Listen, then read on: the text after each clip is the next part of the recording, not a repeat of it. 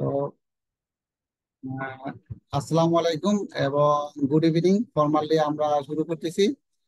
তো আজকে হচ্ছে আমাদের first day training on company secretary compliance. আমি এবিএম কালিমুল্লাহ আপনাদের সবাইকে ওয়েলকাম জানাচ্ছি এই ট্রেনিং সেশনে হক অ্যান্ড অ্যাসোসিয়েটস এর পক্ষ থেকে। তো হক অ্যান্ড অ্যাসোসিয়েটস সম্বন্ধে দুই একটা কথা না বললেই নয়। আমরা আসলে আহ, মূলত secretarial, corporate governance, compliance, strategic service এগুলো আমরা দিয়ে থাকি। এবং আমাদের একটা বিশাল মোটামুটি টিম রয়েছে। They are highly skilled, chartered secretaries এবং chartered accountant, barrister, advocates, as well as different corporate bodies মেম্বার্সও আমাদের সাথে আছে। আহ, আমরা এই কোর্সটা তিনজন ট্রেনার হিসেবে আছি। আমি, আমার সাথে জাহিদ ভাই আছে, জাহিদুল হক, এবং মোহাম্মদ নুরুজ্জামান। আমরা তিনজনই charter secretary qualified associate member of ICSB, institute of charter secretary of Bangladesh. এটা হচ্ছে আমাদের ট্রেনারদের শর্ট ডেসক্রিপশন, প্লাস হচ্ছে আমাদের কোম্পানি। আমরা মূলত secretariat, tax, VAT, project management এবং আদার্স বিভিন্ন ট্রেনিং এবং অ্যাডভাইজারি সার্ভিসগুলো আমরা প্রোভাইড করে থাকি।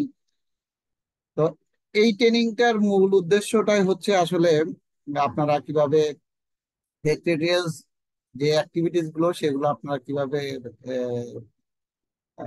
পরিচালনা করবেন, প্লাস হচ্ছে আপনাদের বিভিন্ন কমপ্লায়েন্সের যে ইস্যু আছে সেই কমপ্লায়েন্সটা কিভাবে মেনটেন করবেন সেগুলো দিয়ে দেবেন। তো আমি আপনার যেটা পরিচয় দিচ্ছিলাম যে আমি এবিএম কালিমুল্লাহ, আমি PMP certified as well as project ম্যানেজমেন্টের ডিফারেন্ট সার্টিফিকেশন আমি নিয়েছি। তাছাড়া চার্টার সেক্রেটারি, এসিএস, সিজিআইএ এবং এলএলবি করা। প্লাস আমি পার্টনার এবং লিড কনসালটেন্ট হিসেবে আছি হক অ্যান্ড অ্যাসোসিয়েট। তাছাড়াও অ্যাডজান্ট ফ্যাকাল্টি হিসেবে ইউনাইটেড ইন্টারন্যাশনাল ইউনিভার্সিটিতে কর্মরত আছি। আহ, আমার মূল কর্মস্থল হচ্ছে নাজির আইটি সলিউশন লিমিটেডে অ্যাজ এ প্রজেক্ট ম্যানেজার এবং সিনিয়র বিজনেস কনসালটেন্ট হিসেবে আছি।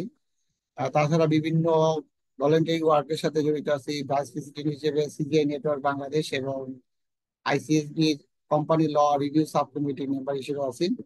এটা আমার শর্ট পরিচয়। আহ, আমরা, এটা হচ্ছে আমাদের প্রোগ্রাম শিডিউল। ওভারঅল আমরা 3 দিনে আমরা আসলে কি কি কাভার করব। ডে ওয়ানে আমরা চেষ্টা করব মূলত কোম্পানি ডে টু ডে বিভিন্ন কোম্পানি কি, কোম্পানির বিভিন্ন টার্মিনোলজি, তাদের অপারেশনাল বিভিন্ন ইস্যু, বিভিন্ন মিটিংস এর প্রসিডিউর গুলো। দেন এটা এই পার্টটা প্রথম সেশনটা আমি নিব, তারপরে জাহিদ ভাই মানে জাহিদুল হক, তিনি procedure for conducting board meeting as well as different general meeting, AGM, EVM, extra general, ordinary general meeting যেটা সেটা নেবে। ডে টুতে অর্থাৎ সেপ্টেম্বর 14-তে আমরা memorandum of association, article of association, বিভিন্ন ডিরেক্টরদের কি কি ডিরেক্টর আছে, ডিরেক্টরদেরকে কিভাবে অ্যাপয়েন্ট করা হয়, ডিরেক্টরদের কোম্পানির রোলস রেসপন্সিবিলিটি কি, কখন কোন ডিরেক্টর কিভাবে আসবে, তাদের রোটেশন কিভাবে, অ্যাপয়েন্টমেন্ট কিভাবে হয়, এগুলো আমরা দেখবো। দেন স্ট্যাটুটরি মিটিং, যেটা ম্যান্ডেটরি, এটা লাগবেই সেই পার্টটা, এবং ডিরেক্টর সব কোম্পানি এগুলো জাহিদ ভাই দিবে। আমাদের নুরুজ্জামান ভাই, আহ, উনি capital rising opportunity for small and medium enterprise on stock exchange, এইটার উপরে উনি খুবই এক্সপার্ট। যে মার্চেন্ট ব্যাংকার হিসেবে উনি অনেকদিন কর্মরত ছিলেন এবং ওয়েল এক্সপিরিয়েন্স। এটার উপরে উনি সেশন নেবেন ডে 3-তে। প্লাস জাহিদ ভাই অ্যাকাউন্টস, অডিট এবং dividend, mines regulation, RJSC return submission, এগুলো আমরা নিব। তো এটা হচ্ছে আমাদের প্রোগ্রাম শিডিউল। তো before we start, we need to know something, some basic rules, as it is a virtual training। এবং হচ্ছে যেহেতু ভার্চুয়াল ট্রেনিং, আমাদের আহ, যে আই কন্টাক্ট বা নন ভার্বাল যে কিউস এগুলা যেহেতু আমাদের কম, তো আমরা চেষ্টা করব যদি পারি আমাদের এই বেসিক জিনিসগুলো একটু মানার জন্য। আমরা ব্রেক নিব, যখন দরকার হয় ব্রেক নিব। চেষ্টা করবো আমরা ডিউ টাইমে শুরু করতে, ডিউ টাইমে শেষ করতে। আমরা ওপেন মাইন্ড নিয়ে আসবো, কাউকে এখানে পার্সোনালি স্টিমুলেট বা আঘাত করার জন্য না, বা কিছু করার জন্য না। এখানে আমরা সবাই প্রফেশনাল। আপনার নলেজটা শেয়ার করবেন, আমি আমার নলেজটা শেয়ার করবো, অনেকটা এক্সচেঞ্জ গেনের মতো একজন আরেকজনকে আমরা চেষ্টা করবো হেল্প করার জন্য। নট অনলি শুধু ক্লাস, আমরা ক্লাসের বাইরেও চেষ্টা করব একজন আরেকজনকে হেল্প করার জন্য, যে কোনো সময় যে কোনো টার্মে। কারণ আমি বিলিভ করি, আমি না, এটা আসলে সবাই বিলিভ করে যে নেটওয়ার্কিং এর কোনো বিকল্প নাই। So it is a platform for networking also. আমরা যারা এখানে 16, 17, 15, 20 জন যা আছে, আমরা চেষ্টা করবো নিজেদের মধ্যে নেটওয়ার্কটা আরো বিল্ড করতে। অলরেডি আমাদের একটা গ্রুপ তৈরি হয়েছে। তো এই গ্রুপের মধ্যে আমরা চেষ্টা করব নিজেদের আপডেট করতে, যে কোনো প্রকার হেল্প লাগলে হেল্প করতে। এবং এই training A, through out the training, আপনারা প্রচুর কোশ্চেন করবেন। সিলি কোশ্চেন হোক আহ, বা ব্রড কোশ্চেন হোক, যেটাই হোক, আরেকজনকে সুযোগ দিবেন কোশ্চেন করার জন্য। এখানে হ্যান্ড রেজের সুযোগ আছে, হ্যান্ড রেজ করবেন। প্রচুর নোটস দিবেন। বলবো আমি কেন নোটস দিবেন, কারণ আপনার মনে রাখার জন্য, নিজের জন্য। এটা নোটস দিবেন, চেষ্টা করবেন ক্যামেরা যদি অন করে রাখা যায় তাহলে অন করবেন। অনেকের হলিডে, বাসায় আছি, তো ফ্যামিলি ডিস্টার্ব হইতে পারে। যদি পারা যায় আমি রিকোয়েস্ট করব ক্যামেরা অন রাখতে। আর যদি মনে হয় না আমরা ক্যামেরা অন করা সব পসিবল না, তো তাহলে আমরা অন্তত যেন কি পেশেন্স রাখি এবং হিয়ারিংটা করি। দেন আমরা আদার যে ডিস্ট্রাকশন আছে, সেই ডিস্ট্রাকশন গুলো যেন আমাদের কম হয়, সেটা একটু চেষ্টা করবো। এটা হলো বেসিক। তো আমরা তখন করে আপনি নিব। স্টার্ট করেন ইনশাআল্লাহ। ওকে, আমরা যেটা বলতেছিলাম আর কি, যে আমাদের বিভিন্ন টার্মস গুলো আগে আসলে আমাদের পুরো ক্লাসটা আমরা ধরেই নিচ্ছি সবার ব্যাকগ্রাউন্ড যেইভাবেই থাকুক, নলেজ লেভেল সবার আছে, সব কোম্পানি সম্বন্ধে বা কোম্পানি সিকিউরিটি সম্বন্ধে সবার আইডিয়া আছে কম বেশি। তারপরে আমাদের একটু আগে আহ, এটাকে মানে ঝালাই করে নেওয়া একটু, জাস্ট মূল জায়গাতে যাওয়ার আগে জাহিদ ভাই আমাদের ডিটেলস আরো ভালো করে পড়াবে বা দেখাবে। আমরা এই যে টার্মস গুলো আছে বা টার্মিনোলজি যেগুলো আছে, সেগুলো আমরা একটু জাস্ট খালি আমি কিছু দেখাবো, তারপরে জাহিদ ভাই শুরু করবে জাহিদ ভাই ক্লাসটা। তো আমাদের প্রথমে হচ্ছে কোম্পানি। হ্যাঁ, আমাদের কত ধরনের কোম্পানি আছে, আমরা একটু যদি দেখি। এখানে আমাদের টাইপস অফ কোম্পানির মধ্যে আছে আপনার public limited company, private limited company, one percent company, holding company. হ্যাঁ, তো এটা আসলে পাবলিক লিমিটেড কোম্পানি কারা? পাবলিক লিমিটেড কোম্পানি হচ্ছে যে আহ, সেই কোম্পানি যারা নিজেদের শেয়ার গুলোকে পাবলিকের কাছে বিক্রি করতে পারে এবং এক্সচেঞ্জ হাউসে, স্টক এক্সচেঞ্জ হাউসে আপনার ট্রেড করতে পারে ফ্রিলি। তারা হচ্ছে পাবলিক লিমিটেড কোম্পানি। সাপোজ কথার কথা, এইচএসবিসি ব্যাংক, প্রাইম ব্যাংক, অথবা অন্য কোনো প্রাইভেট অর্গানাইজেশন, ব্যাংক ছাড়াও বিভিন্ন এনবিএফ আছে যারা লিস্টেড। হ্যাঁ, যেমন আইডিএফসি, কথার কথা। দেন প্রাইভেট যেগুলো আসলে, আবার পাবলিক লিমিটেড ক্ষেত্রে কি হয়, আমার ন্যূনতম সদস্য সংখ্যা কতজন? ন্যূনতম সদস্য সংখ্যা হচ্ছে যে আমার মিনিমাম হচ্ছে যে 7 জন লাগবে, এবং আনলিমিটেড শেয়ার দ্বারা লিমিটেড এগুলো।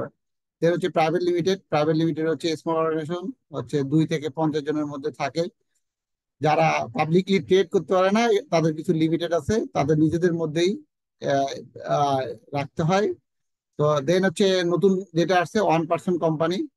তো আমাদের ওয়ান পার্সন কোম্পানির ক্ষেত্রে হচ্ছে যে একজন পার্সন এখন কোম্পানি হিসেবে নতুন অ্যামেন্ডমেন্ট আসছে আমাদের যে কোম্পানি লতে, সেই অনুযায়ী একজন ব্যক্তি নিজেই একটা কোম্পানি খুলতে পারে, সেটা হচ্ছে ওয়ান পার্সন কোম্পানি। দেন হচ্ছে হোল্ডিং কোম্পানি আছে। হোল্ডিং কোম্পানি হচ্ছে যে অনেকগুলো কোম্পানি যাদের, সাপোজ কথার কথা, আমি একটি কোম্পানি 51%-এর উপরে শেয়ার আমি হোল্ড করি, তাহলে ওই কোম্পানির জন্য এই কোম্পানি 51% হোল্ড করে, তাহলে 51% এই কোম্পানি হচ্ছে হোল্ডিং, বি কোম্পানি হচ্ছে সাবসিডিয়ারি। তো দেন আসতেছে আমাদের সাবসিডিয়ারি কোম্পানি। সাবসিডিয়ারি কোম্পানি হচ্ছে যারা আরেকজন কন্ট্রোল করে, যে হোল্ডিং কোম্পানি দিয়ে, যেমন একটু আগে আমি বললাম, এই কোম্পানির 51% শেয়ার। তো বি কোম্পানি হচ্ছে 49% শেয়ার। তাহলে বি কোম্পানি হচ্ছে সাবসিডিয়ারি কোম্পানি, আর এই কোম্পানিটা হচ্ছে হোল্ডিং কোম্পানি। দেন হচ্ছে লাইবিলিটি অনুযায়ী আবার কোম্পানি আছে 2 ধরনের, একটা হচ্ছে লিমিটেড লাইবিলিটি, আর হচ্ছে লিমিটেড বাই গ্যারান্টি। তো লিমিটেড লাইবিলিটির ক্ষেত্রে শেয়ার হোল্ডার হচ্ছে ওই পর্যন্তই লায়াবল, যার হচ্ছে যে তার যতটুকু শেয়ার, সেই ততটুকু হচ্ছে আহ, ওই ওই ওই পর্যন্ত। সাপোজ কথা কথা একটা ভেঞ্চার ক্যাপিটাল তৈরি করলাম বা little venture, only liable for the amount they invest in the share. যে যতটুকু শেয়ার ইনভেস্ট করবে ঠিক ততটুকুই তার জন্য লায়াবল। হ্যাঁ, তার বেশি সে লায়াবল নিবে না। মানে যদি অতিরিক্ত লায়াবিলিটি থাকে সেই লায়াবিলিটি ভার সে বহন করবে না। আর লিমিটেড বাই গ্যারান্টি হচ্ছে যে member liability limited, amount by guarantee. যখন লিকুইডেশন হবে তখন তার যে ওট বা যে গ্যারান্টি আছে মেম্বার যতটুকু আছে, ওন্ড আপ যখন হবে তখন সেই পরিমাণ হচ্ছে গ্যারান্টি দিয়ে লিমিটেড বাই গ্যারান্টি হবে। এখন আমাদের নতুন আইন অনুযায়ী আগে যেমন ছিল বিভিন্ন লিমিটেড, সবার ক্ষেত্রে লিমিটেড বা এলটিডি ইউজ করতে হতো, তো এখন পিএলসি দেখবেন সব কোম্পানির ক্ষেত্রে নতুন আইন অ্যামেন্ডমেন্ট করার পরে পিএলসি, এলটিডি এবং ওপিসি। তো পিএলসি কার ক্ষেত্রে ইউজ হবে? পিএলসি ইউজ হবে যেগুলো পাবলিক লিমিটেড কোম্পানি, তার নামে শেষে, যেমন জনতা ব্যাংক পিএলসি করার কথা, প্রাইম ব্যাংক পিএলসি, এইভাবে যেমন পিএলসি ইউজ হয়। আর লিমিটেড ইউজ হবে যেগুলো প্রাইভেট কোম্পানি। সাপোজ আমি একটা প্রাইভেট কোম্পানি করতেছি, হক অ্যান্ড অ্যাসোসিয়েট প্রাইভেট লিমিটেড, এই যে প্রাইভেট লিমিটেড, সেক্ষেত্রে হক অ্যান্ড অ্যাসোসিয়েট লিমিটেড, এই লিমিটেড এলটিডি ইউজ হবে প্রাইভেট কোম্পানি যেগুলো আছে। এখন আমি অ্যাজ এ কালিম একটা পার্সন, আমি 1 পার্সন কোম্পানি একটা খুলতেছি, কথার কথা ক্রিয়েটিভ ডিজাইন অথবা যে কোনো হট এভার একটা নাম দিলাম, তো সেখানে ওপিসি আমি ইউজ করব, এই ওপিসি গুলা। এখন এরপরে আসতেছে আমার কোম্পানির পরে আমার বোর্ড আসে। বোর্ড আসে সাধারণত দুই ধরনের বোর্ড থাকে, একটা হচ্ছে ওয়ান টায়ার বোর্ড আর একটা টু টায়ার বোর্ড। তো আমাদের দেশে সাধারণত ওয়ান টায়ার বোর্ড গুলোই থাকে, যেখানে সিঙ্গেল বোর্ড অফ ডিরেক্টরস থাকে, combination of both executive non executive. এখন এই এক্সিকিউটিভ আর নন এক্সিকিউটিভের কথা থেকে আসতেছি, এটা আমাদের জানা খুবই জরুরি। এক্সিকিউটিভ কারা আর নন এক্সিকিউটিভ কারা? এক্সিকিউটিভ মানে হচ্ছে যে আপনার আহ, যারা হচ্ছে যে আহ, টাকা পাবে বা আহ, যে হচ্ছে আপনার সরাসরি ডে টু ডে অপারেশনে জড়িত, তারাই হচ্ছে এক্সিকিউটিভ। আর নন এক্সিকিউটিভ হচ্ছে কারা? নন এক্সিকিউটিভ হচ্ছে যে আপনার ডে টু ডে অপারেশনে জড়িত থাকবে না, তারা হচ্ছে নন এক্সিকিউটিভ।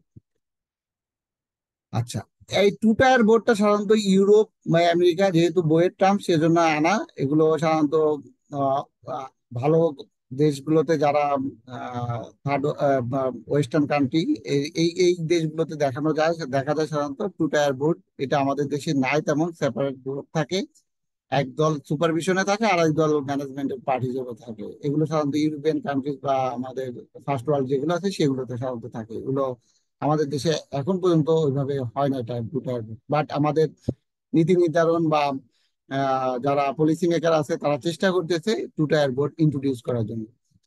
আচ্ছা, এখন আসি মিটিং এর ক্ষেত্রে অ্যাডজন মিটিং। অ্যাডজন মিটিং কি বা কাকে বলে? আমি মিটিং শুরু করলাম, এই যে এখন আজকে আমরা একটা ট্রেনিং শুরু করলাম, কোনো কারণে আমাদের হালকা ভূমিকম্প শুরু হলো, কথার কথা সেফ। এখন আমরা কি করলাম, এটাকে পোস্টপোন করে দিলাম বা বললাম যে না, আজকে আর বাকি কাজ হবে না। এখন এখানে অনেকগুলো শিডিউল ছিল আমাদের। যদি আমরা শিডিউল দেখি, আমাদের শিডিউলে কি কি ছিল? প্রথম সেশনে এটা ছিল, দ্বিতীয় সেশনে আরেকটা ছিল, তৃতীয় সেশনে অন্য আরেকটা জিনিস ছিল, কথার কথা। First session, second session, third session. এখন দুইটা সেশন হওয়ার পরে আমি কি করলাম, ভূমিকম্প হইলো, আর্থকোয়েক। হ্যাঁ, আর্থকোয়েক হলো। তো এই টাইমে আমি কি করলাম, পোস্ট করে দিলাম। তাহলে এই মিটিংটা, অর্থাৎ একটা মিটিং শুরু করছি, মিটিং এর শুরুতে কোনো একটা কারণে, ঝামেলা হওয়ার কারণে আমরা কি করলাম, আহ আপনার পোস্টপোন করে দিলাম। তো এই পোস্টপোন করার পরে যেই মিটিংটা হয় সেই মিটিংটাকে বলা হয় অ্যাডজন মিটিং। যেমন এখানে বলতেছি আমরা কি, if a company annual general meeting schedule but only 30%, অর্থাৎ কোরাম পূরণ হয় নাই বা কেউ আসে নাই। হ্যাঁ, কিন্তু আমার লতে বলছে কি অ্যাটলিস্ট কত লাগবে, 50% লোক লাগবে। তো যেহেতু কোরাম পূরণ হয় নাই বা আমি অন্য কারণে, বা আমরা যেটা বলছি একটা, এটা কোরামের ইস্যু না, এটা অন্য ইস্যুতে, যে জাস্ট এটা আমার অব্লিগেশন ছিল, তো এইটা ফুলফিল করাটাই বিধে আমি কি করলাম, অ্যাডজন করলাম। তো এইভাবে করে অ্যাডজন হতে পারে, মিটিং অ্যাডজন হতে পারে। তারপরে কি হতে পারে, অ্যাডজান মিটিং। অ্যাডজান মিটিংটা হচ্ছে যে আমি এখন করতেছি এই, যেমন আমরা আজকে যে ট্রেনিং এর উদাহরণ দিলাম, এটা ফার্স্ট সেশন, এটা সেকেন্ড সেশন, এটা থার্ড সেশন। এখন দেখা যাচ্ছে যে আমি, আমাদের টাইমটা ছিল কত, 7 to 10 সেফর। এটা তো অলরেডি আছে আমাদের ডিফাইন করা, তা আমি এর ভিতরে শেষ করতে হবে। এখন এটা দেখা গেল যে কিছু জিনিস রয়ে গেছে, আরো 45 মিনিটস অথবা 50 মিনিটস করার ডিসকাশন করা দরকার। তো এই ডিসকাশনের জন্য যদি এক্সট্রা কোনো মিটিং করি, সেটাকে বলা হয় অ্যাডজার্ন মিটিং। হ্যাঁ, সেটাকে বলা হইতেছে কি অ্যাডজার্ন মিটিং। এডিশনাল যে মিটিং করবে, যদি সাপ্লিমেন্ট করা হয়, এই ডিসকাশন যেগুলো না থাকে বা শেষ করা হয় না, হ্যাঁ, যে continuation, it is not separate meeting but এটা কন্টিনিউশন হবে। ঠিক আছে, সেটাই হচ্ছে যে অ্যাডজয়েন্ট মিটিং। এবার আসি অডিট কমিটি। আমি এগুলো আসলে ওই যে অ্যালফাবেটিক অর্ডারে সাজাচ্ছি, এ বি সি ডি এভাবে করে দেওয়া হয়েছে। তো অডিট কমিটির ক্ষেত্রে আমরা ডিরেক্টরে শিখবো। ডিরেক্টর কে কে? ডিরেক্টরের মধ্যে আছে নর্মাল ডিরেক্টর অর্থাৎ বোর্ড অফ ডিরেক্টরস এর ভিতরে দুই ধরনের ডিরেক্টরস, একটা হচ্ছে ইন্ডিপেন্ডেন্ট ডিরেক্টরস আইডি বলা হয়, আর নর্মাল ডিরেক্টর যারা আছে ডিরেক্টরস। তো এই অডিট কমিটির ক্ষেত্রে অডিট কমিটির কি হবে, অবশ্যই অবশ্যই ইন্ডিপেন্ডেন্ট ডিরেক্টর মেম্বার হইতে হবে মাস্ট, এবং সেটার চেয়ারম্যানও হইতে হবে এই অডিট কমিটির লোকজন, ইন্ডিপেন্ডেন্ট ডিরেক্টরের। না হলে অডিট কমিটি ফর্ম করতে পারবে না, না হলে কমপ্লায়েন্স মেনটেন করা হবে না। তো তারা কি করবে, তাদের কাজ হচ্ছে কর্পোরেট গভর্নেন্স ঠিকভাবে আছে কিনা, তাদের ফাইন্যান্সিয়াল রিপোর্টিং প্রসেস গুলো ঠিক আছে কিনা, তাদের অডিটর সিলেক্ট করা, তারপরে কোম্পানির যে ফাইন্যান্সিয়াল স্টেটমেন্ট গুলো আছে, এই যে ল্যাপসেস আমরা এই যে এখন দেখছি ফাইন্যান্সিয়াল ক্রাইসিস, হ্যাঁ, কেন ফাইন্যান্সিয়াল ক্রাইসিস হচ্ছে বা কি হচ্ছে, তার মূল এবং অন্যতম কারণ হচ্ছে ল্যাক অফ কর্পোরেট গভর্নেন্স। আমার ইন্টারনাল অডিটর ফাংশন করতেছে না ঠিক মতো, আমার ইন্টারনাল প্রসেস ঠিক মতো কাজ করতেছে না, আমার রিস্ক ম্যানেজমেন্ট ঠিক মতো কাজ করতেছে না, আমার প্রসিডিউর যেগুলো আছে সেগুলো ফলো করতেছি না, আমি কমপ্লায়েন্স ঠিক মতো মেনটেন করি না, আমি অফিসার নিয়োগ দিই নেই বা আমি কাজ করতেছি ওইভাবে, নন কমপ্লায়েন্সের ইস্যুগুলো কাজ করতেছি, আমি ওভারলুক করে যাচ্ছি সবকিছু। তো এই জন্য আজকে আমাদের দেশের এই অবস্থা, বা আমরা যেই রিস্কের মধ্যে যাচ্ছি সেটা এটার কারণে। তো এই অডিট কমিটির কাজ হচ্ছে এইসব গুলো ওভারভিউ করা, ডে টু ডে অপারেশনে দেখা যাতে কোনো ল্যাপসেস আছে কিনা, কোনো ফলস অ্যাক্টিভিটি হচ্ছে কিনা, তারপরে তারপর যেই বিজনেস করতেছে সেই বিজনেস করতেছে কিনা, সেইভাবে প্রেজেন্ট করার কথা সেইভাবে প্রেজেন্ট করতেছে কিনা, কোনো ফেব্রিকেটেড ইস্যু আনতেছে কিনা, এই সব কিছুই কিন্তু এই অডিট কমিটির দেখভাল করা, এবং অডিট কমিটি এগুলো এই কাজগুলো করবে। তাহলে আমরা কি বললাম, অডিট কমিটিতে চেয়ারম্যান থাকবে কে? চেয়ারম্যান থাকবে হচ্ছে যে আমার ইন্ডিপেন্ডেন্ট ডিরেক্টর। হ্যাঁ, আইডি ইন্ডিপেন্ডেন্ট ডিরেক্টর হবে হচ্ছে আমার অডিট কমিটির চেয়ারম্যান, এটা মাথার জন্য থাকে সবার। চার্জশিট, চার্জশিট হচ্ছে ফর্মাল ডকুমেন্ট, কোম্পানির বিভিন্ন নন কমপ্লায়েন্স ইস্যু বা লিগেল অব্লিগেশন যদি থাকে সেটার উপরে একটা যে ফাইলটা দেওয়া হয় সেটাকে বলা হয় চার্জশিট। তো এগুলো রেগুলেটরি অথরিটি ইস্যু করতে পারে আপনাকে চার্জশিট হিসেবে কোম্পানির এগেনস্টে, কোম্পানির ডিরেক্টরের এগেনস্টে। যদি আমি লিগেলি কোনো জিনিস ভায়োলেট করি, সেই ভায়োলেশনের এগেনস্টে আমাকে এইটা ইস্যু করতে পারে। Charter secretary in practice, charter secretary in প্র্যাকটিসটা হচ্ছে যে কি, আমাদের আইসিএসবি থেকে, ministry of charter secretary of Bangladesh থেকে আহ, অনেকগুলো ফার্ম আছে যারা চার্টার সেক্রেটারি প্র্যাকটিস করে। তো অ্যাটলিস্ট তাদেরকে এফসিএস অর্থাৎ ফেলো মেম্বার হইতে হয়।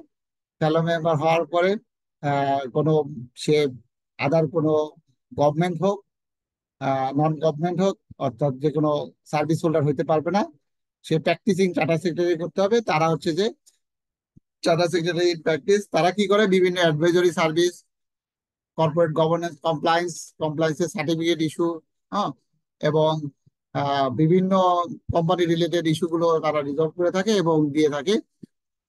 ইভেন বিভিন্ন ফাইলিং, আরজিএসসি এবং রিটার্ন সাবমিটের জন্য বিভিন্ন রিকোয়ারমেন্ট যেগুলো আছে, রিকোয়ারমেন্ট এগুলোর কাজগুলো এই প্র্যাকটিসিং ফার্মগুলো করে থাকে সাধারণত।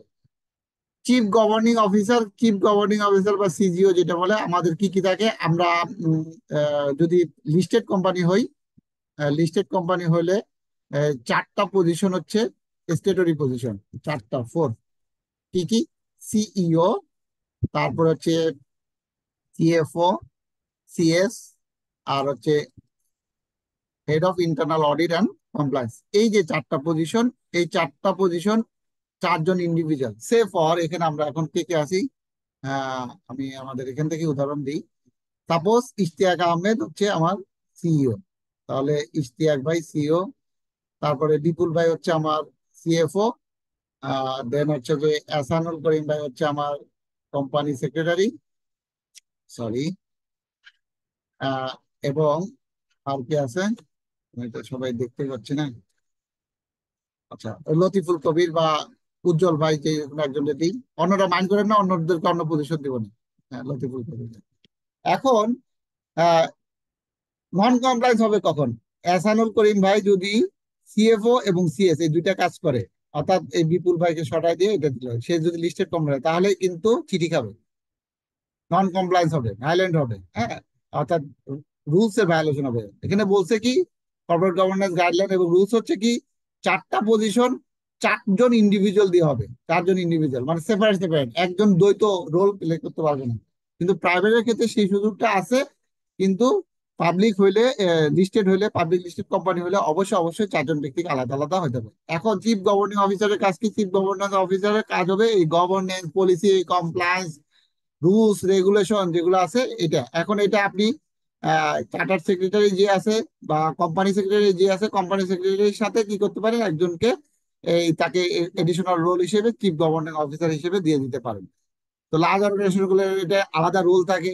আলাদা কি কি রোল থাকে? লার্জ অর্গানাইজেশন কিন্তু অনেক কিছু থাকে, সি লেভেলের অনেক কিছু থাকে। যেমন আমরা জানি কি, সিইও, সিএফও, তারপরে আপনার CBO, chief business officer, CGO, CITO, হ্যাঁ, চিফ টেকনোলজি, সিওও, তারপরে আপনার সিসিও, চিফ কমপ্লায়েন্স অফিসারও থাকে। এইভাবে অনেক সি সি লেভেলের অনেক এক্সিকিউটিভ থাকে কিন্তু বড় অর্গানাইজেশন গুলোতে আপনারা দেখবেন, এবং ব্লু চিপ যে অর্গানাইজেশন সেগুলোতেও খেয়াল করলে আপনারা এগুলো দেখতে পারবেন।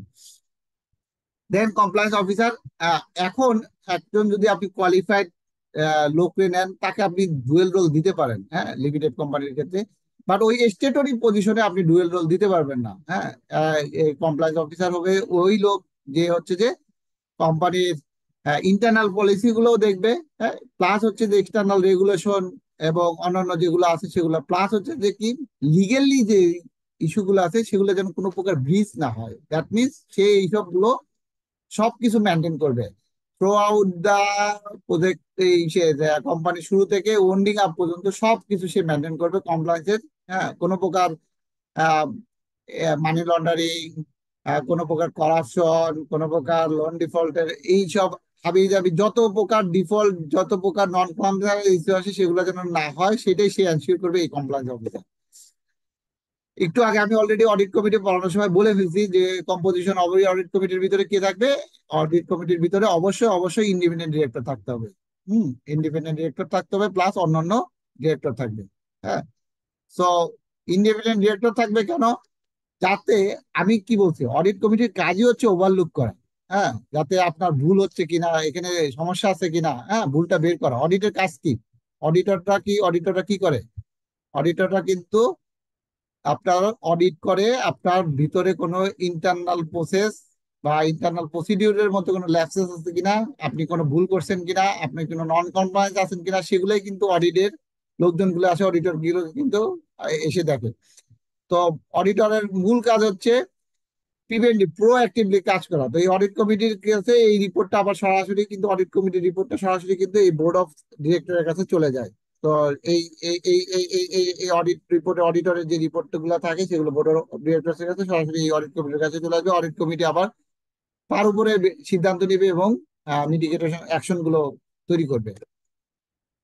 কনফ্লিক্ট অফ ইন্টারেস্ট কিভাবে? কনফ্লিক্ট অফ ইন্টারেস্ট, এখন মনে করেন যে এখন অন্যদেরকে উদাহরণ দিই আমরা।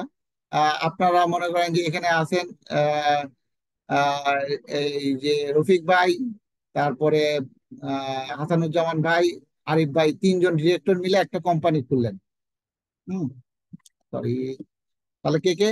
রফিক ভাই, আরিফ ভাই, আর হাসানুজ্জামান ভাই, তিনজন মিলে একটা কোম্পানি খুললেন, আরএস, কথার কথা, আরএস লিমিটেড বা পিএলসি।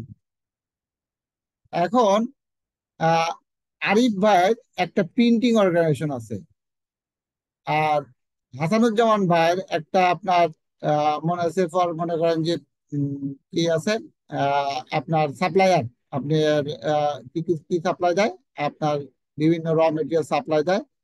আপনি এটা অথবা আপনি একটা গার্মেন্টস ইন্ডাস্ট্রি করছেন বা গার্মেন্টস খুলছেন, কথার কথা।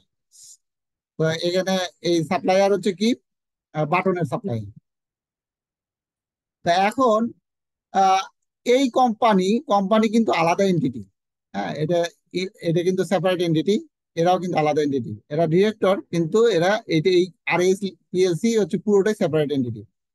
এখন কোনো একটা কারণে বা কোনো একটা সিদ্ধান্ত নিতে গেলেন যে আমি আমার অ্যানুয়াল রিপোর্টটা প্রিন্ট করব 100 কপি বা 500 কপি। কোথেকে করব? এই যে আরিফ ভাইয়ের এই যে XYZ যে প্রিন্টিং অর্গানাইজেশন আছে সেখান থেকে করবে। এই যে এখান থেকে যদি করি তাহলে হচ্ছে যে এই ইন্টারেস্ট, এটা এই যে ওনার ইন্টারেস্ট, এর ইন্টারেস্ট, তো এইটা থাকা যাবে না। মানে এমন কাজ করতে হবে যেটা দিয়ে আমার হচ্ছে যে আরেকজনের সুবিধা পায়, বা ডিরেক্টর অন্য কোনো কাজ করে যেটাতে পার্সোনাল ইন্টারেস্ট আছে, যে কোনো ভাবেই হতে পারে। ইভেন রিলেটেড পার্টি যদি হয়, রিলেটেড পার্টি ট্রানজাকশন আমরা সামনে করবো, সেটাও কনফ্লিক্ট অফ ইন্টারেস্টে পড়ে। মানে আমার ব্যক্তি স্বার্থে কোম্পানিকে কখনো ডুবানো যাবে না, সেটা নিশ্চিত করতে হবে, সেটা হচ্ছে কনফ্লিক্ট অফ ইন্টারেস্ট। আচ্ছা, কর্পোরেট ডেমোক্রেসি এমন একটা জিনিস, সেটা হচ্ছে যে আমরা উম, চেষ্টা করা হয় শেয়ার হোল্ডারদেরকে সবকিছু ভোট টোট দেওয়ার জন্য। জাহিদ ভাই, আমি যদি আউট অফ টাইম হয়ে থাকি তাহলে আমাকে একটু কষ্ট করে আমাকে একটু স্মরণ করে দিন, আমি চেষ্টা করবো। আমি আর না, পড়ান। হ্যাঁ, আরো 10 মিনিট করেন, হ্যাঁ, তারপরে আমরা শুরু করি। তাহলে আমরা 10 মিনিট, পরেরটা 10 মিনিটের পরে আমি শুরু করি। ওকে, ঠিক আছে। তো দেন হচ্ছে যে এইটা হচ্ছে কর্পোরেট ডেমোক্রেসি, সবাইকে সমান অধিকার দেওয়া বা ভোটের অধিকার দেওয়া, যে যে কোনো ভোটিং করা। ভোটিং এর ভিতরে আবার একটা পদ্ধতি আছে, পদ্ধতি হচ্ছে কি আনানিমাস। হ্যাঁ, আনানিমাস, তারপরে মেজরিটি, হ্যাঁ, তারপরে হচ্ছে প্লুরালিটি, এভাবে করে অনেকটা ভোটিং ভোটিং ভোটিং আছে। অর্থাৎ সবাই যদি সর্বসম্মতভাবে যখন একটা সিদ্ধান্ত গৃহীত হয় সেটা হচ্ছে আনানিমাস। এখন এখানে যদি আপনার 50% উপরে যদি হয়, তা 70% কথার কথা বা 60%, তখন হচ্ছে মেজরিটি। এখন দেখা গেল 10 জন লোক, 10 জনের জন্য একটা সিদ্ধান্ত দিতে হয়েছে। কোনো জায়গায় হচ্ছে 4 জন হয়েছে, আরেকটাতে 3 জন হয়েছে, আরেকটাতে 3 জন হয়েছে। এখন এই এই এই 4 জনও কিন্তু যেহেতু বেশি ভোটে জিতছে, এই যে ভোটটা, এই ভোটটার নাম হচ্ছে প্লুরালিটি। অর্থাৎ 50%-এর নিচে কিন্তু বাকিগুলোর মধ্যে অধিক, সেটা হচ্ছে যে প্লুরালিটি। আর মেজরিটি হচ্ছে 50%-এর অধিক হবে, কিন্তু 100% না। আর আনানমাস হচ্ছে 100% যেটা হয়ে যাবে, অর্থাৎ সর্বসম্মতিক্রমে যেটা হচ্ছে সেটা হচ্ছে আনানমাস। এটা একটু মাথায় রাখেন আর কি। গ্যারান্টি আমরা জানি, গ্যারান্টি কি? গ্যারান্টি তো আমরা সবাই ক্রেডিট কার্ড নিই, আছে আমার মনে হয় সবাই ক্রেডিট কার্ড হোল্ডার। তারপরে আমরা লোন নিই। হ্যাঁ, তারপরে আমরা অনেক সময় বিডিং করি, বিভিন্ন জায়গায় বিডিং করি। হ্যাঁ, বিডিং এর সময় আমাদের কি দিতে হয়? ব্যাংক থেকে বিজি দিতে হয়। হ্যাঁ, কি দিতে হয়? ব্যাংক গ্যারান্টি দিতে হয়, পেমেন্ট গ্যারান্টি দিতে হয়। এখন এমন একটা এই কাউন্টার গ্যারান্টি হচ্ছে হচ্ছে যে এমন একটা আমি একটা দিছি, একজনে দেখা যাচ্ছে দুর্বল একটা ব্যাংক গ্যারান্টি দিছে, তাহলে ওইটা ওই গ্যারান্টির জন্য আবার বিদেশি থেকে আরেকটা ব্যাংক বাই আরো একজন হেভি একজন লোককে কি করা হয়, গ্যারান্টি দিতে হয়। সেটাকে বলা হয় কাউন্টার গ্যারান্টি। অর্থাৎ একজন দিয়ে আরো একজনকে দিয়ে যে এই যে গ্যারান্টি দেওয়া হয় সেটা, এগুলো সাধারণত ইন্টারন্যাশনাল ট্রেডের ক্ষেত্রে বেশি হয়ে থাকে কাউন্টার গ্যারান্টি গুলো। আমরা যারা এলসি টেলসি তে জড়িত আছি বা করি, এটা আপনারা এটা দেখবেন যে কাউন্টার গ্যারান্টি গুলো দেওয়া হয়। ফরেন ব্যাংক গ্যারান্টি আছে, হ্যাঁ, নর্মাল ব্যাংক গ্যারান্টি আছে। তো ওইটার ক্ষেত্রে আসলে কাউন্টার গ্যারান্টিটা আসে।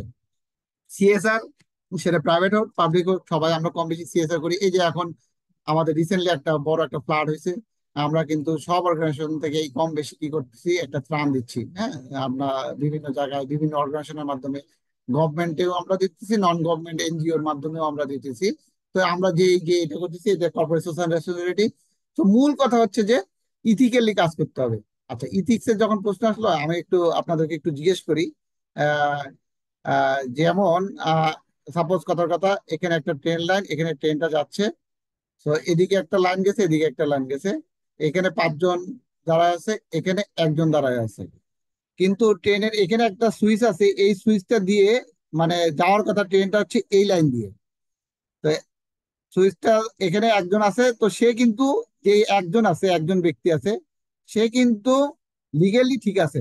তাহলে এখন এই ট্রেনটা, এখানে একটা লোক, মনে করেন আমি বা আপনি, আপনাকে দাঁড়া করান বিজনেসের হিসেবে, তাহলে আপনি কি করবেন? এটা কি পুল করে এদিকে নিয়ে আসবেন ট্রেনকে, নাকি এদিকে চালা দিবেন? একজনকে মারবেন নাকি 5 জনকে মারবেন? দেখি আপনারা একটু বলেন তো, কি কোন কাজটা করবেন? সবাইকে একটু বলবো পার্টিসিপেট করার জন্য, এটা আছি নাকি সবাই? একজনকেই মারা হবে, 5 জনকে না মারে, কারণ একজনকে মারবেন, 5 জনকে মারবেন না। সে কিন্তু না। সে কিন্তু রাইট ছিল, সে কিন্তু রাইট ছিল। বিজনেস ইথিক্স হচ্ছে এইটাই, যে হ্যাঁ, যদি একজনেরও স্বার্থ ক্ষুণ্ণ হয় সেটা করা যাবে না। এরা কিন্তু রং ছিল। হ্যাঁ, তার এখানে থাকার কথা না, এই 5 জনের 5টা লোকের এখানে থাকার কথা না, এইটাই রাইট ওয়ে, এইটাতে যাবে। তো আমাকে করতে হবে, এই সিদ্ধান্ত নিতে হবে। মানে আমি যদি 10 জন, এখানে 5 জন না 50 জনও থাকে, তাহলে আমি এটাই করবো। এইটার ক্ষেত্রে হচ্ছে যে আমাদের ইথিক্যাল বলতেছি, ইথিক্স যেটা বলে বিজনেস ইথিক্স, শুধু আমি রাইট যেটা সেটাই আমি করবো। একজনও যদি বলি যে সর্বজনের জন্য একজনের সাথে, এটা অনেক আগে চলে গেছে। এই ইথিক্যাল বিহেভিয়ার এটা অনেক আগেই বিজনেস থেকে এখন চলে গেছে, এটা এখন মানা হয় না, এটা প্রিন্সিপালটা নাই যে মেজরিটির দিকে আমি দেখবো না, মেজরিটি না। আমার ইথিক্স যদি বলে যে না, এটাই রাইট, মানে এটা রাইট, মানে এটাই রাইট, আর বাকিগুলো রং। যদি একজন থাকে, একজন যদি 1000 জন একদিকে থাকে, তাহলে সেটা যে রাইট হবে তা নয়, সেটা রং, মানে রং। এটাকেই বলা হয়েছে ইথিক্যালি বিজনেস করা। তো সিএসআর এর মূল ফোকাসটা হচ্ছে যে আপনি বিজনেস ইথিক্স ফলো করা, কন্ট্রিবিউশন করা, আপনার সোশ্যাল বলেন, দেশের কন্ট্রিবিউশন করা আপনার। আমি এমন একটা প্রতিষ্ঠান তৈরি করলাম যেটার হচ্ছে যে আহ, যেটার আপনার বর্জ্যগুলো আমার কি হয়, এই এলাকায় ছড়ায় যায়। হ্যাঁ, আমার এখানে যে রাস্তা আছে, এই জায়গার পানিটা দেখবেন অনেক গার্মেন্টস করে ওদের বর্জ্যগুলো ফালাই দেয়, এই রাস্তা এখানে কাদা টাদা হয়ে যায়। তারপর আমি ট্যানারি দিলাম, এখানকার দুর্গন্ধ এখানে ছুটাচ্ছে। এটা আসলে আমি সিএসআর এর কাজ করতেছি না, আমি ইথিক্যাল কাজ করতেছি না। কারণ আমার এনভায়রনমেন্টে দেখতে হবে, আমি যে কাজ করব, আমি বিজনেস করব, অবশ্যই বিজনেসটা আমার সাস্টেনেবল বিজনেস হতে হবে। অবশ্যই আমার বিজনেসটা পরিবেশ বান্ধব বিজনেস হতে হবে। সো এখানে একটু ফলো করা, এই ইনিশিয়েটিভ নেওয়া, যাতে আমি কার্বন নিঃসরণ কম হয়। আজকে আমরা আমি যেভাবে পৃথিবীতে তাকে পাইছি, আমি কি সেভাবে রেখে যাচ্ছি কিনা সেটা আমাকে চিন্তা করতে হবে। হ্যাঁ, আমি দেখে গেছি যে 10 টন কার্বন ছিল কথার পর আমি জন্মগ্রহণ করছি, তাই আমি যদি রেখে যাই আমার ভবিষ্যতের জন্য 100 টন, তাহলে আমি ভুল করতেছি। আর যদি এটাকে আমি আহ, আরো গাছ টাছ অন্যান্য যে রিমিডি আছে সেগুলো করে যদি আমি 9 টনের জন্য আমি রেখে যেতে পারি, তাহলে আমি মনে করবো যে আমি ভালো কাজ করে গেছি, সিএসআর কাজটা ঠিক মতো করেছি। এটা হচ্ছে সিএসআর। তো কর্পোরেট সোশ্যাল রেসপন্সিবিলিটি এটা মেনটেন করতে হয়।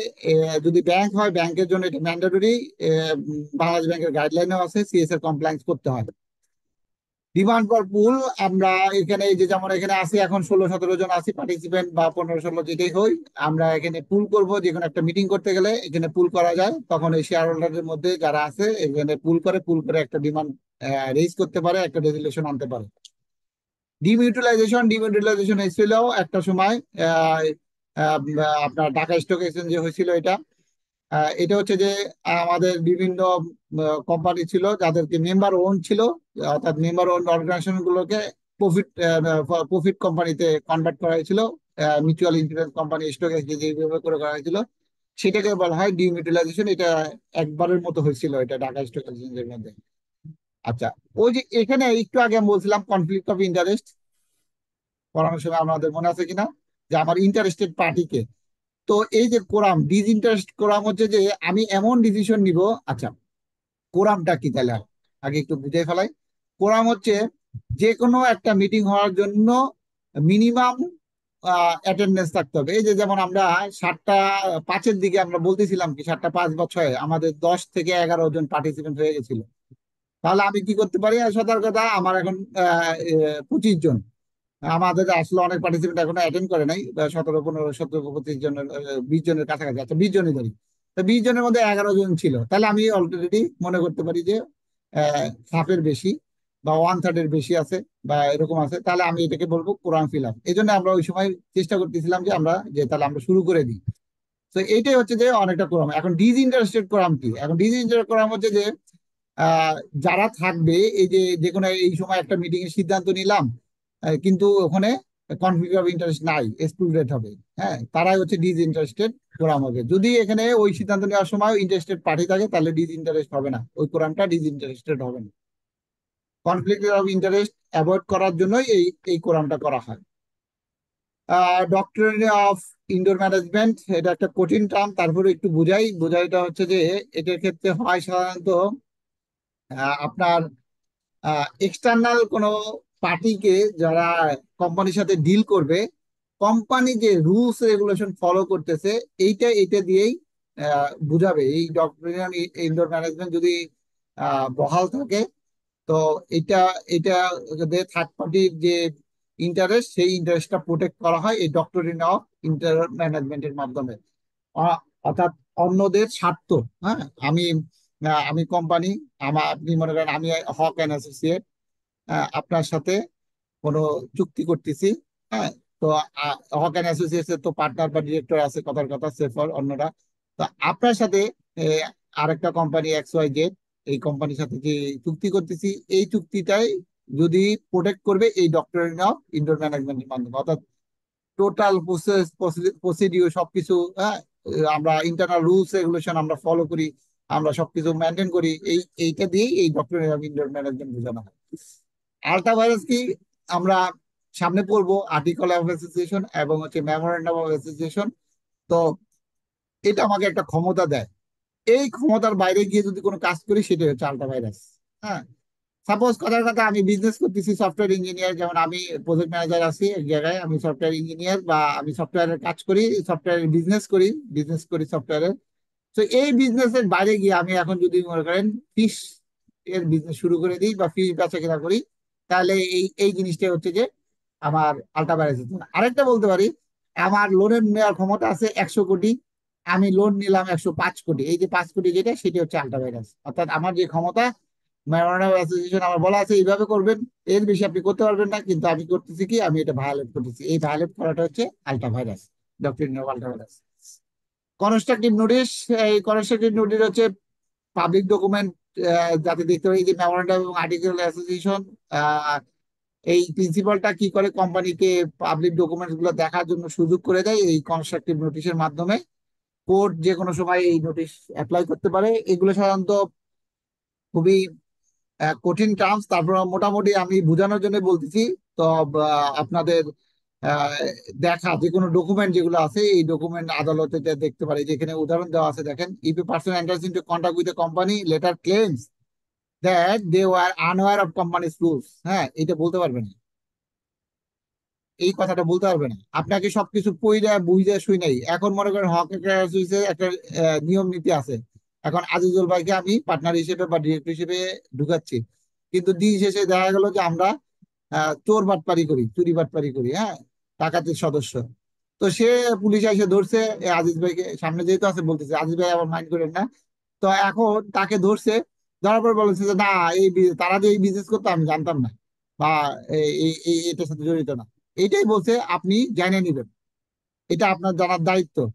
সাপোজ কথার কথা, ভ্যাট কোম্পানি ট্যাক্স আছে, তারপরে আমাদের বিভিন্ন ল আছে। আমার এই যে যেমন মানুষ খুন করলে আপনার কি হবে, মানুষ খুন করলে আপনার ফাঁসি হবে। এটা কি আপনি কি ওই যে ক্রিমিনাল ল কি পড়ছেন? পড়েন নাই, কিন্তু জানেন, আপনি অলরেডি জানেন। অলরেডি জানেন বিধায় আপনি এটা এটা এটা এটা আপনি মানুষ খুন করলে আহ, যে ফাঁসি দিতে হবে বা মারলে ফাঁসি হবে, সেটা আপনি জানেন, সেজন্যই আপনার কিন্তু মানুষ খুন করি না। এই ভ্যাটেরও অনেক রুলস আছে, ট্যাক্সেরও অনেক রুলস আছে। তো আপনার ওই যে ভোক্তা অধিকার থেকে দেখেন মাঝে মাঝেই বিভিন্ন জায়গায় যাওয়া হয়, তো বলে যে স্যার এটা যে নিতে হবে বা এটা যে রাখতে হবে, এটা আমি জানি না। তো এটা আসলে সুযোগ নাই, তো আমাকে জেনেই আসলে যেতে হবে, জেনেই আমাকে বিজনেস করতে হবে, ভ্যাটের রুলস গুলো আমাকে জানতে হবে, না জানলে আমাকে এই যে কনসালটেন্সি নিতে হবে বা অন্য যারা জানে তাদের থেকে জেনে নিতে হবে ট্যাক্সের রুলস কি, আমাকে কিভাবে রিটার্ন দিতে হবে, আমার আরজিসি কিভাবে রিটার্ন সাবমিট করতে হবে। আমি যে বলি যে আমি এটা জানি না, তো এটা কিন্তু মানবে না। তো এখানে এই ডক্টরিন কনস্ট্রাকটিভ নোটিশ হচ্ছে সেটাই, যে আপনি যখনই কোনো লিগ্যাল কন্ট্রাক্ট বা অন্য কিছু যাই করতে যান কেন, সেগুলো আপনার আপনার এই কোম্পানির পাবলিক ডকুমেন্ট যেগুলো আছে, article of association, memorandum of association, other যা যা আছে সবকিছু আপনি ভালো করে যাচাই বাছাই করে দেখবেন, সে তার বিজনেস কি আসলে কি করতেছে, তার কি করা উচিত, সে কি করতেছে, এই সব কিছু দেখেই। মানে আমি বলতে পারবো না যে এই সুযোগ নাই, যে আমার আসলে জানার সুযোগ ছিল না বা আমি জানি নাই, তাহলে এটা আমি মাপ পাবো না আর কি, এটাই হলো কথা। তাই তো, আমি কি আউট অফ টাইম নাকি? না, আমার মনে হয় 2 মিনিটের ভিতরে ক্লোজ করা উচিত আপনার। ওকে, আমি আর আর দুইটা ইস্যু দেখাবো। ডিএসসি রেগুলেশন, এটা প্রাইভেট পাবলিক লিস্টেড যারা তাদের দরকার হয়। ডিউ ডিলিজেন্স এটা একটু জানি, তারপরে আমি আমার পার্ট টু দেখাবো, আমি সেকেন্ড ক্লাসে বাকিগুলো আরো দেখাবো। এই অলরেডি এই স্লাইড গুলো আমি অলরেডি আপনাদের সাথে শেয়ার করছি, আপনারা একটু দেখেন। আর যদি আজকে এটা রিলেটেড যদি কোশ্চেন থাকে, আমরা আছি, আমি তো চলে যাব না, এখানেই থাকবো। জাহিদ ভাই ক্লাস শেষে বা কোশ্চেন আনসার সেশনে বা এখনো যদি কোনো কোশ্চেন থাকে আপনারা কোশ্চেন করতে পারেন, আমি কোশ্চেনের আনসার দিব, সমস্যা নাই। ডিউ ডিলিজেন্স এখানে ইটসেলফ একটা ওয়ার্ড এখানে বলে দিতেছে যে আপনি এমন ভাবে কাজ করবেন যেগুলো আপনার সবকিছু মেনটেন করে, অর্থাৎ কেউ কোনোদিন কি করতে পারে না আপনার কাজের কোনো ল্যাপসেস যাতে খুঁজে না পায়। লিগেলি আপনি কমপ্লায়েন্ট হবেন। হ্যাঁ, আদার যেমন ক্রিটিক্যাল যেগুলো আছে, যে কোনো ট্রানজাকশন করার ক্ষেত্রে আপনি দেখবেন, হ্যাঁ, এই যে আমাদের এখন এই যে এনটি এএমএল একটা বড় word, anti money laundering, CFT. হ্যাঁ, আপনি আপনি টাকা পাঠাইতেছেন, বিকাশে ট্রানজাকশন করতেছেন, সেই লোকের আপনার কেওয়াইসি বলা হয়। আপনারা যখন এই ব্যাংকে যান টাকা জমা দেন, ওরা কিন্তু শর্ট কেওয়াইসি করে। Hmm, short KYC know your customer. তা আপনি আপনি কার সাথে লেনদেন করতেছেন? হ্যাঁ, এই ডিউ ডিলিজেন্স কিন্তু আপনাকে জেনে নিতে হবে। কারণ আপনার ফান্ডিংটা কি, আপনার কি টেররিস্ট ফাইন্যান্স করতেছেন কিনা, আপনারটা কি, এটা কি টাকাটা পাচার হয়ে যাচ্ছে কিনা, আপনার কি অন্য কোথাও কোনো কিছু করতেছেন কিনা। হ্যাঁ, তো দিন শেষে যাতে আপনাকে না ধরতে পারে, আপনি যাতে কমপ্লায়েন্ট হন, সেটাই হচ্ছে যে ডিউ ডিলিজেন্স। অর্থাৎ সবকিছু মেনটেন করা, বিজনেসের যত যত এক্সামিন করা, financial statement, contract, legal obligation যা যা আছে। হ্যাঁ, আরেকটা আছে রিস্ক। রিস্ক গুলো সবসময় বিজনেসের সাথে রিস্ক ইনহেরেন্ট। রিস্ক নিয়ে একটু কথা বলে ফেলি। এই বিজনেসের সাথে রিস্ক সবসময় ইনহেরেন্ট। রিস্ককে কখনোই কি করতে পারবেন না, ইলিমিনেট করতে পারবেন না, কিন্তু রিস্কে কি করতে পারবেন, মিনিমাইজ করতে পারবেন। হ্যাঁ, রিস্ক কখনোই ইলিমিনেট করতে যায় না। হ্যাঁ, এটা মাথায় রাখবেন, রিস্ক কখনোই ইলিমিনেট করবে, কিন্তু রিস্ককে আইডেন্টিফাই করতে হবে। হ্যাঁ, আইডেন্টিফাই না করলে আপনি রিস্ক নিয়ে এটার মিটিগেশন অ্যাকশন নিতে পারবেন না। তো এই কাজগুলোই করতে হবে এই ডিউ ডিলিজেন্সে। তো এই পর্যন্ত আমি স্টপ হই। তো সবাইকে আবারও থ্যাংক ইউ এবং ধন্যবাদ।